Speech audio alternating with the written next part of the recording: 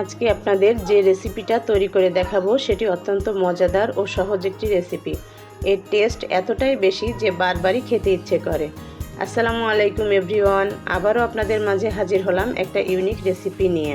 আজ আমি আপনাদের তৈরি করে দেখাবো বেবি পটেটো ফ্রাই বা পটেটো ফ্রাই রেসিপি। এর জন্য প্রথমে আমি 500 গ্রামের মতো ছোট আলু নিয়েছি। আলুগুলোকে ভালো করে ধুয়ে একটা হাঁড়িতে আমি সিদ্ধ হতে দিয়েছি।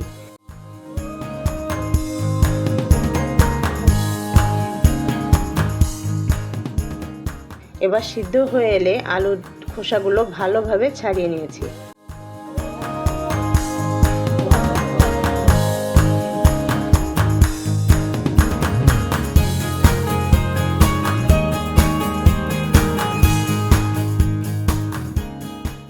এবার কড়াইতে রান্নার রেগুলার তেল দিয়ে সিদ্ধ আলুগুলোকে ভালো করে ভেজে নিচ্ছি।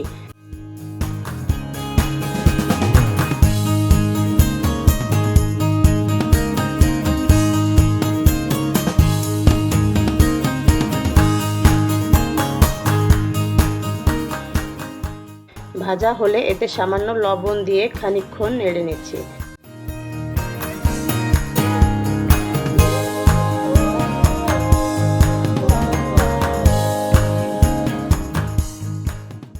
আলুগুলো ভালো ভাজা হলে এতে বেশ খানিকটা রসুন কুচি ও 1 চামচ পরিমাণ আদা বাটা দিয়ে 2 মিনিট মতো ভেজে নিয়ে এতে 1 চামচ গোলমরিচ গুঁড়ো ও 1 চামচ চাট মশলা দিয়ে কিছুক্ষণ নাড়তে হবে।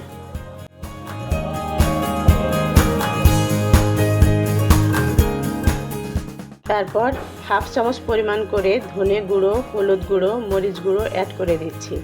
এ সময় চুলাটা একেবারে লো হিটে রাখতে হবে, তা না হলে মশলাগুলো পুড়ে যেতে পারে, এতে খেতে একেবারেই ভালো লাগবে না।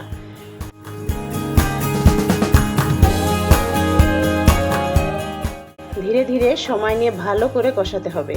রান্নাটা আমার প্রায় হয়ে গেছে। এই পর্যায়ে 1 চামচ ভাজা জিরে গুঁড়ো, 1/2 চামচ গরম মশলা গুঁড়ো, 1/2 চামচ চিলি ফ্লেক্স, 1/2 চামচ ড্রাই পার্সলে দিয়ে আরেকটু নেড়ে চেড়ে নামাতে হবে।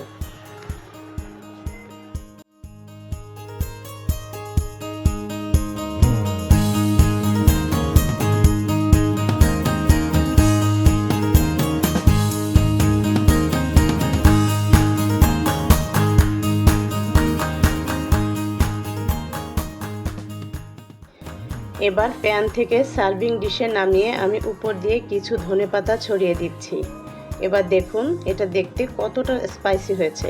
আশা করছি রেসিপিটা আপনাদের ভালো লেগেছে, আর ভালো লাগলে আমার চ্যানেলটি অবশ্যই সাবস্ক্রাইব করে দিবেন। আজকের মতো এ পর্যন্তই, দেখা হবে নেক্সট ভিডিওতে। সে পর্যন্ত সবাই সুস্থ থাকবেন। আল্লাহ হাফেজ।